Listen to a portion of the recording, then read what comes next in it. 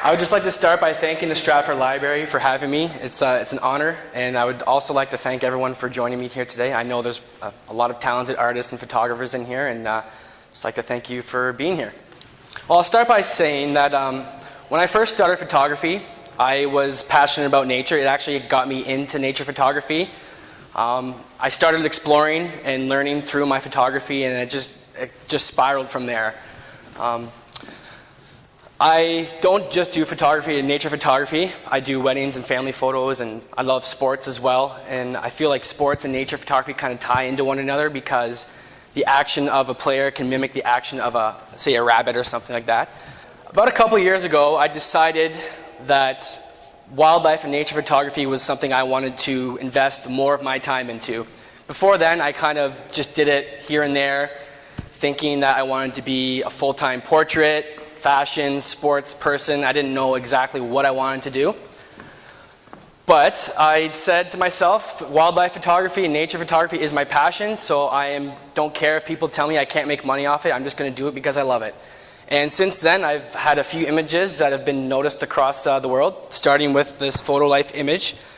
This was taken out in New Hamburg on a friend's farm, and managed to capture this rabbit in motion as it was dashing for the forest. What I really love about this set of images is I had a person in Scotland contacted me that her daughter had these images on her Facebook, and her daughter had passed away from cancer. So she asked me if I could send her some prints just to commemorate her daughter's life. And it's pretty touching to feel that your images can affect someone's life like that. So I'm very, very happy that I was able to touch someone else around the world. So these images were on Times UK as well. They were printed in Brazil and a few other spots and online as well. So it's pretty thankful for the exposure these images have had.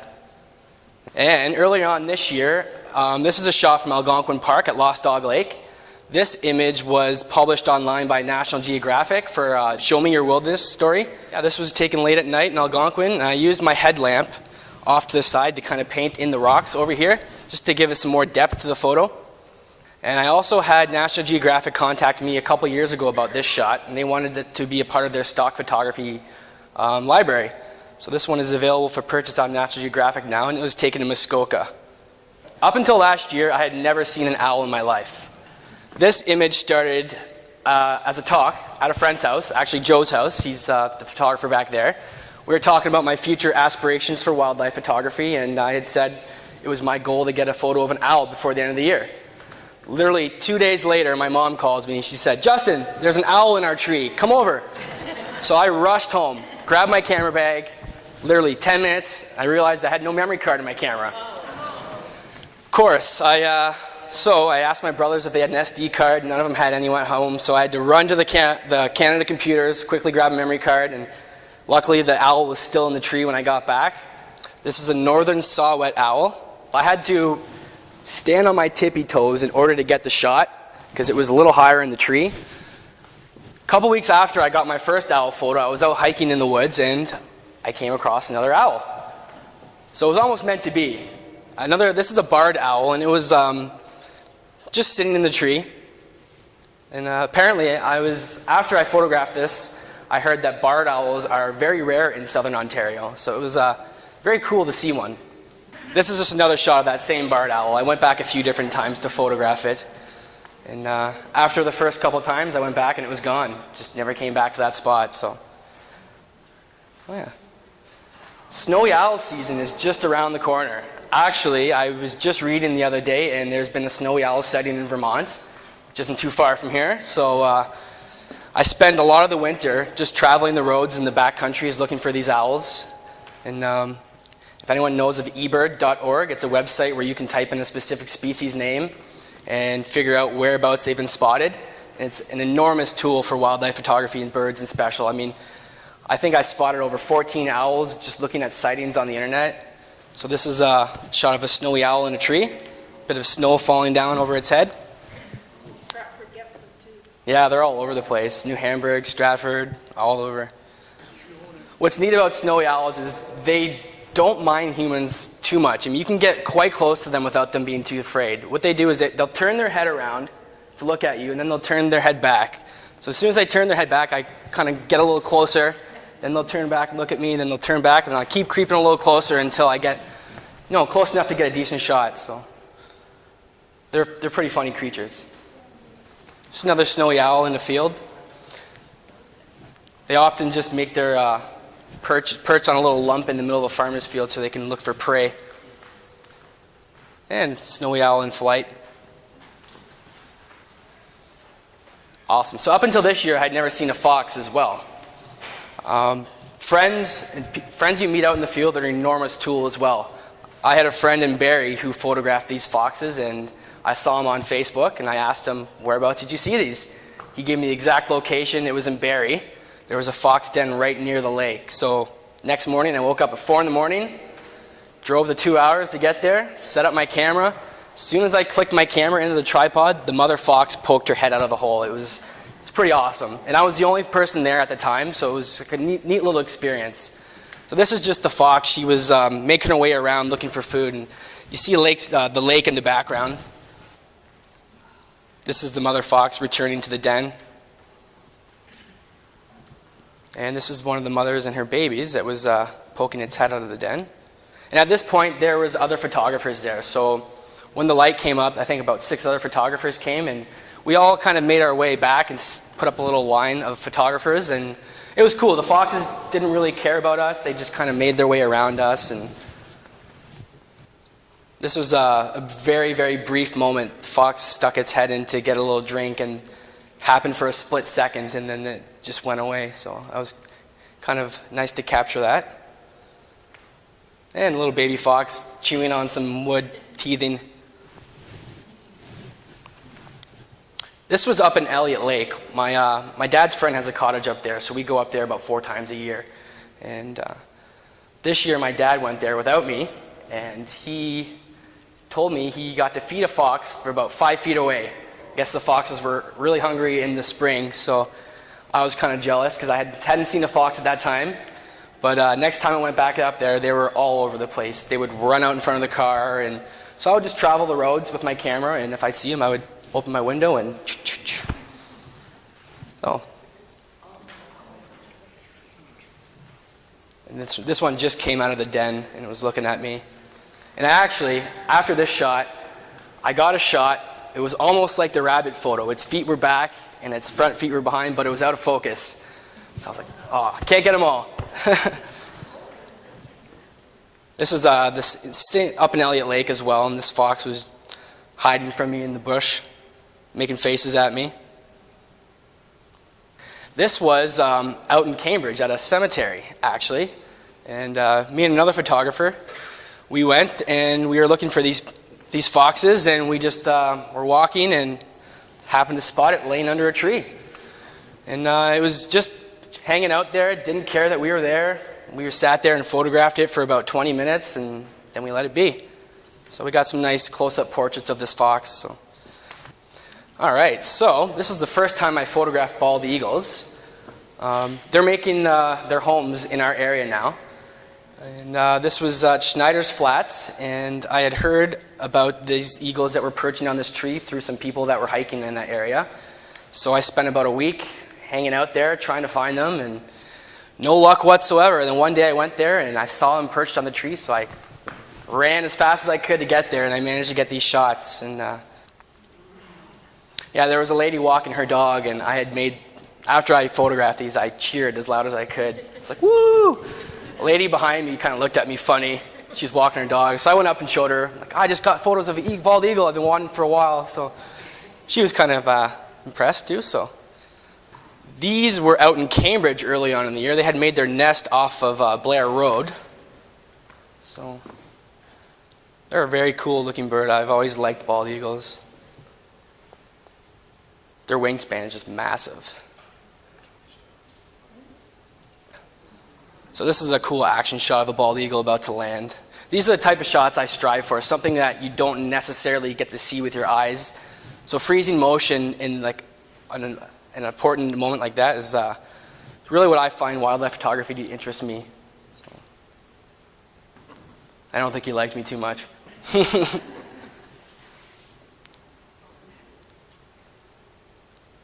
yeah, just weird shapes like that is what draw my eye to a photo. It's just something out of the ordinary rather than just a normal pose or something like that. So these are ospreys. We have a ton of ospreys around our area, and this was the first time I'd photographed the osprey. I was actually in my friend's fishing boat, and we were along the Grand River, and then there was a little inlet, and I happened to see them, so I told them, "Get me over there, quick!" So yeah, I didn't know much about ospreys at the time. I was still kind of new to wildlife photography, so it was cool to photograph these. I thought they were the coolest looking bird with the white and the yellow eyes. So. This is an osprey diving. I spent a lot of time at Schneider's Flats this year trying to get the osprey diving shot. Ospreys are pretty tame as well, where you can walk up to them and they're not really going to fly away. You can get shots like this pretty easily without, a lot of work, compared to like a blue heron, where they fly away as soon as they see you.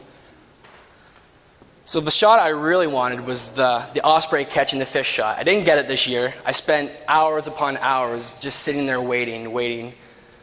But all was not lost. I did manage to get a few other shots of different wildlife as I was waiting. This is just more osprey. His food is dropping from his beak. So yes, as I was waiting for ospreys, I saw the terns diving. I spent a lot of time just watching and learning, and what time would they dive, and what time would I have to be there. And I noticed the terns would dive about an hour before the ospreys all the time. And it was like an hour earlier each day. So one day I would go at 12 and they would be diving. The next day I would go at 11 and they'd be diving. So it's kind of progressed a little different. The problem was, where I was, there was about 4 different ponds. So the ospreys could pick either one. So you have to really get lucky to get the one they're going to be diving in. But I did manage to get a tern catching a fish. So that's a start. Terns are funny birds. They make a lot of weird sounds. So. And as I was waiting for an osprey to catch a fish, a bald eagle came in and tried to catch a fish in the osprey's territory, and the osprey quickly came over and scared it away. Now this isn't the greatest shot because it happened a far distance away, but still kind of a cool encounter. So. And I was also waiting for ospreys, and I would see little bugs flying by, and so I managed to capture a shot of these 2 dragonflies in air. And as I was sitting waiting for the osprey, this bird came by, and I didn't know what it was. So if I find an animal and I don't really know what it is, I go home and research it. And this is a lesser yellow legs. Never heard of it either until now. So it's a kind of a cool little bird. And blue herons would often fly by me as I was sitting and waiting as well. So I really like this shot of the goose, the reflection. I like how these are kind of spelling K-O. To me anyways, I feel like it's spelling something. So just a great action shot. And this is my favorite blue heron shot. It wasn't while I was waiting for osprey, but it was actually at a friend's house. And I just love how the light's hitting it and how the background is dark because there's no light on the background. So it's just a really nice image, I think. So tree swallows are one of my favorite birds to photograph. They have such personalities. They're always barking at one another, flying around. And I went to Schneider's Flats one day and captured this shot. And I really wasn't happy about this wire that was sitting here. I was like, oh, it was a great shot, good action, but that wire is there. I'm not going to Photoshop it out. I don't believe in that. So I went back later on in the day to try to capture the same image, but I got this image. And I actually like this better. I wanted to avoid the wire before, but I got the wire in the shot, and it actually makes for a compelling image. These two look like they're arguing. You could put a husband and wife situation in there, So you just never know what you're going to get. If you have something in mind, you can get something that's totally different, but you like even better. This is kind of a sad little story. This was our neighbor duck. For the past couple of years, we would feed it, and it had a wife, and the husband and wife duck would come up every day, and literally they would walk up to our porch and wait for me to feed them food. And one day I was driving home from work, and I saw a mallard on the side of the road. And I kind of had a feeling, and then the wife would show up by herself throughout the next few weeks, and I knew it was, I took this photo about a week before he passed away, so. just goes to show you that wildlife photography isn't all, positive. These animals are struggling for survival. They're constantly looking for food and trying to avoid predators. So, which leads me to my next image. This is a one-eared deer I found, and another point that goes to show you that these animals are always struggling. Who knows what happened to this? Did it get eaten by a coyote? Did it get shot at? Who knows? All right.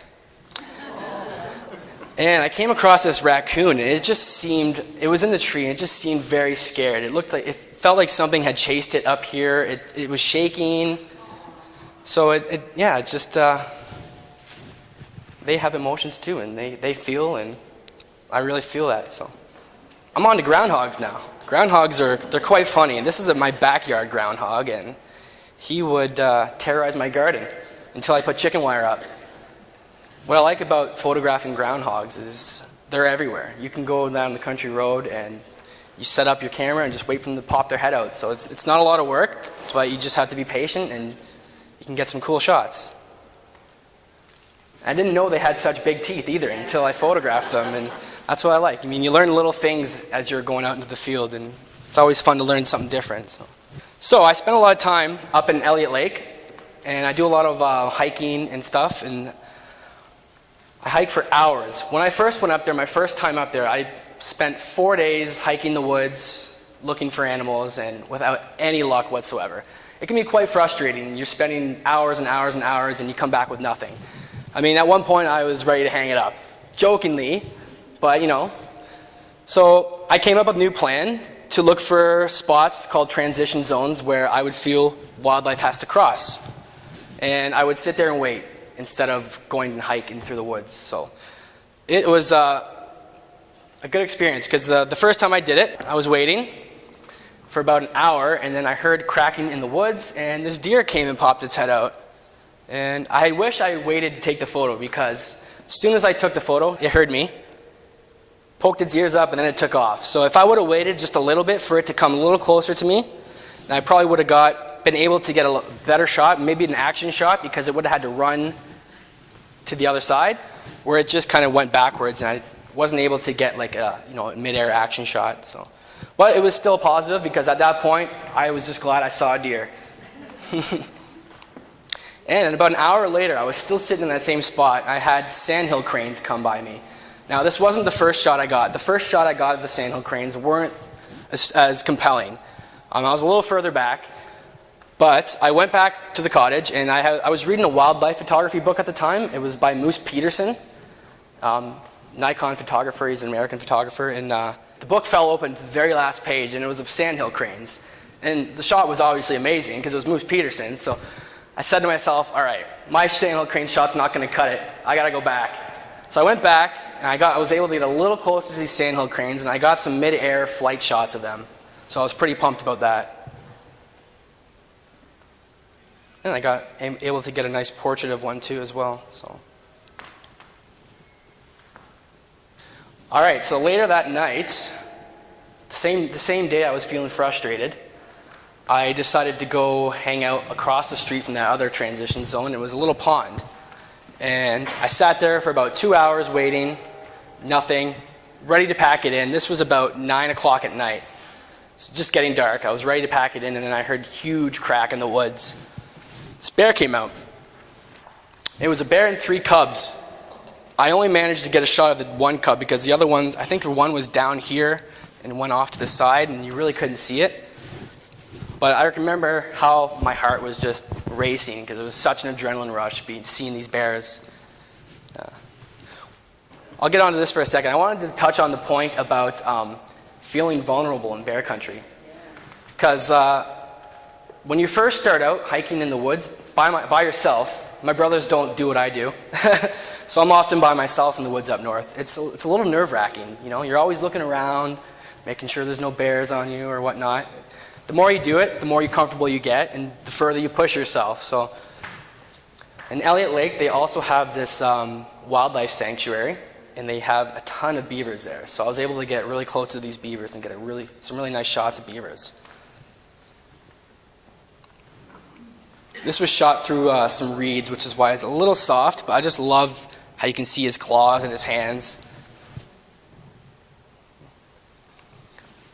This is an interesting shot. This was the hardest shot I've ever had to focus on, other than shooting figure skating in the dark with strobe lights. This was shot on a boat with a 600 millimeter lens with a 1.7 teleconverter, so 1,000 millimeters equivalent.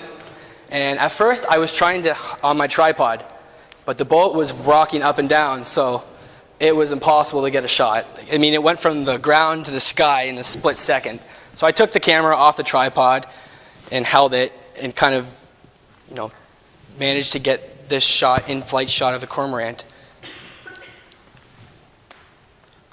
Yeah, I also got a shot of lightning up in Elliott Lake.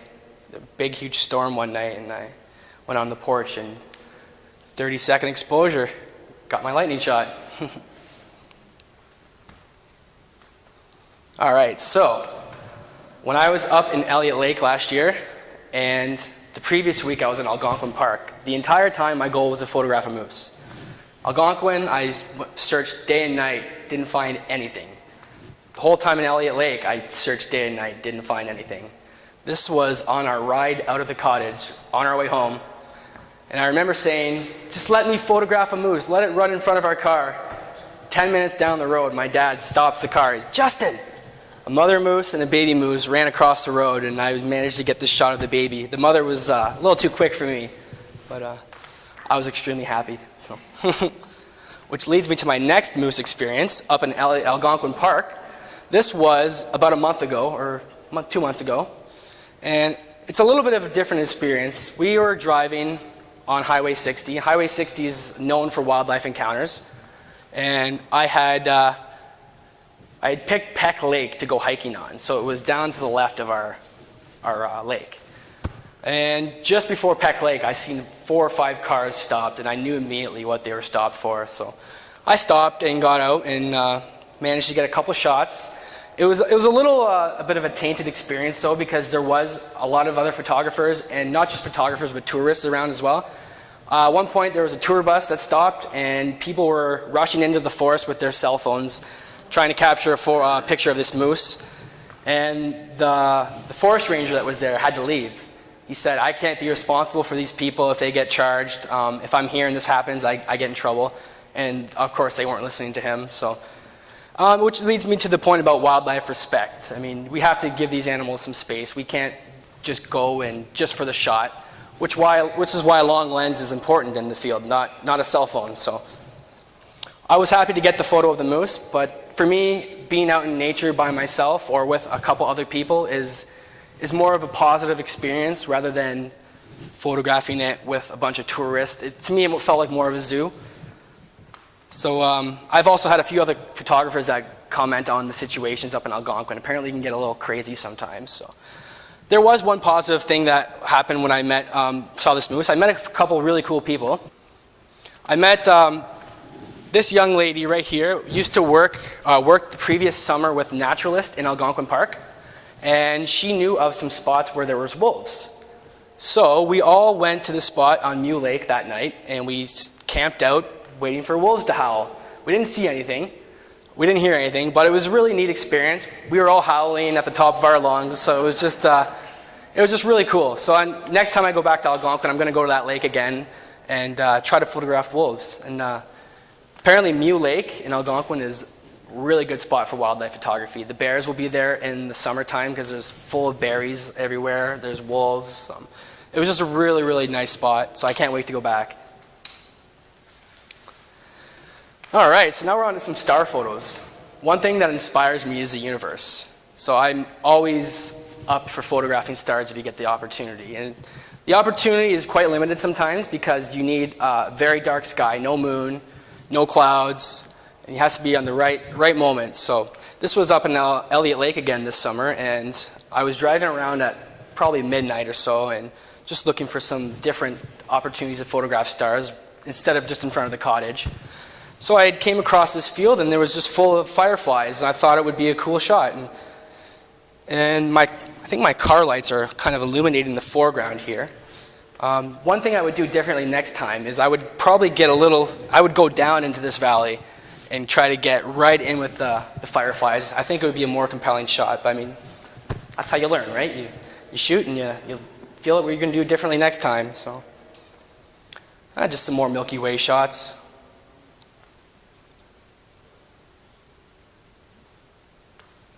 And that's the campfire lighting up the tree there. This was in Algonquin. This was in Elliott Lake, and I didn't realize this until I processed this photo yesterday. It kind of looks like there's some northern lights there. I couldn't see it with my eyes. My camera apparently could, though. So I don't know if that is northern lights or if it's something wrong with the file, but I don't know. What do you guys think? Go with northern lights? All right, awesome. I photographed northern lights now.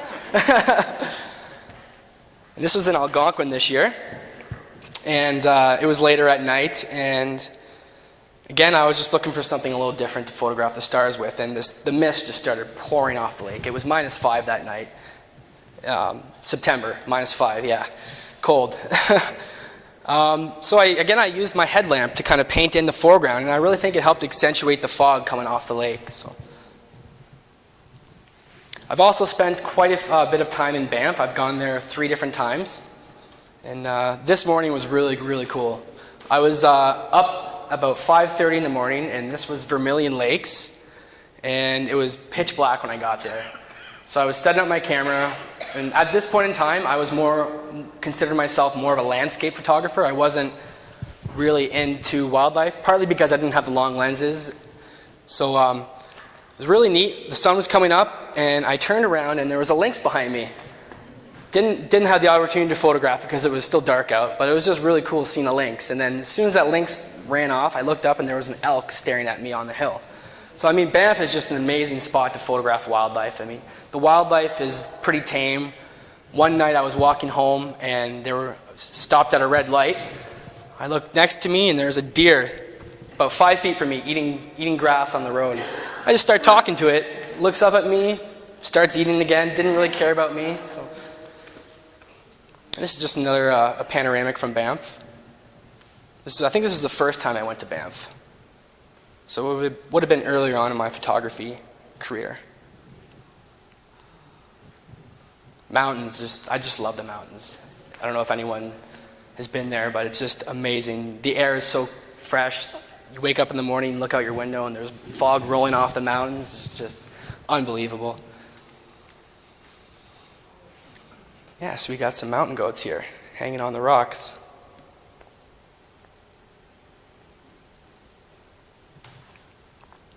These things, again, they don't care about people. They don't care about cars. They were sitting eating the salt on the road, and I mean, you could walk right up to them, and they would not even budge. So, again, cars, they don't care about cars. They just hang out and do whatever. So, and we got some deer here in Banff as well. Literally anywhere you go, you look and there's wildlife. It's just spectacular. It's been a few years since I've been there, so I need to get back soon.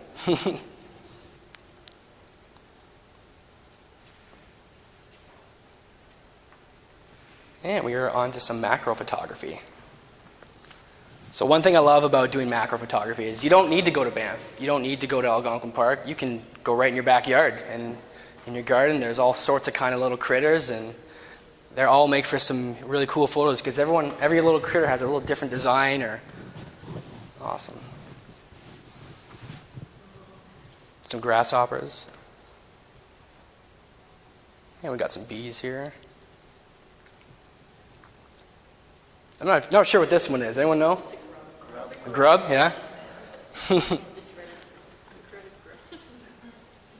This is a luna moth, a male luna moth, and this was they were sitting on our cottage in the summertime.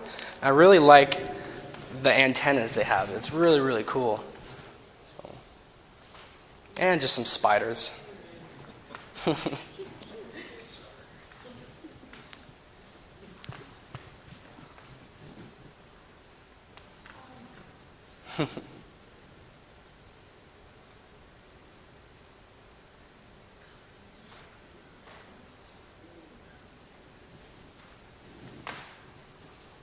And more dragonfly shots. He wasn't dead. He was just, he wanted a belly scratch.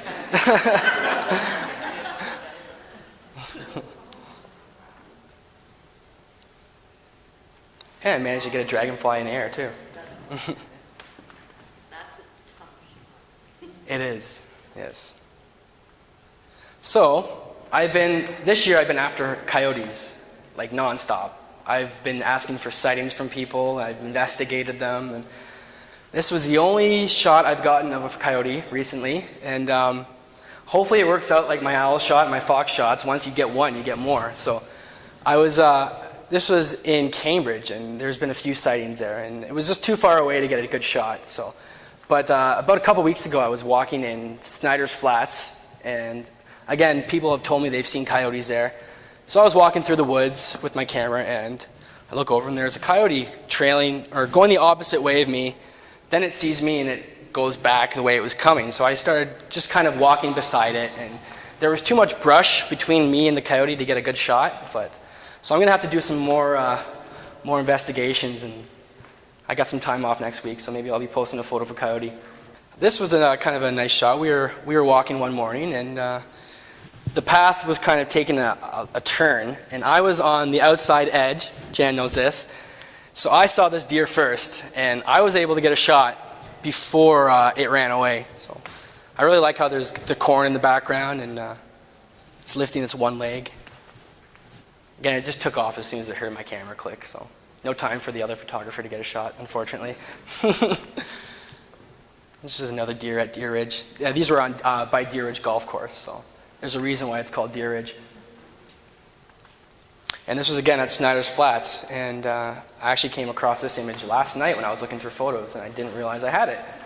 I saw about 10 deer in the field, and I stopped my car and got out and photographed them, and they didn't seem to notice me, but they did notice the lady that was walking over here, so she spooked them and they ran away. This was actually taken in Stratford about a year and a half ago, or 2 years ago. A swan. And again, I like how... Chinese goose. I stand corrected. They're swan wannabes. Are they? They pretend they're swans. Again, I just like how the light is hitting just the goose and not the background, so the background appears just to fade to black, which is really striking, I think. So. And this year, I did my first destination wedding. I went to Ocho Rios in Jamaica, and it was an awesome experience. And even when I'm in doing weddings or family photos, I always try to sneak in some wildlife photography. And we have a black-capped night heron. And there's another one. And I was literally from me to this screen away from them with a 200 millimeter lens, and they didn't care about me. Again, they're on a resort, so they're used to people. And I believe this is a pine warbler. Anyone can confirm that? No? I did some research, and that's the closest bird I could find. But again, the light is just, this is what photographers wake up for in the morning. The light is just perfect that morning. So again, some nice light on this woodpecker. And we're into a few landscape images now. So this was taken before sunrise, which for me is the best time to do any long exposures of water. Before the sun rises, the blue hour they call it.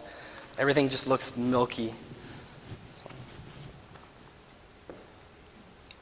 This is a macro shot. And, the sun behind it. So.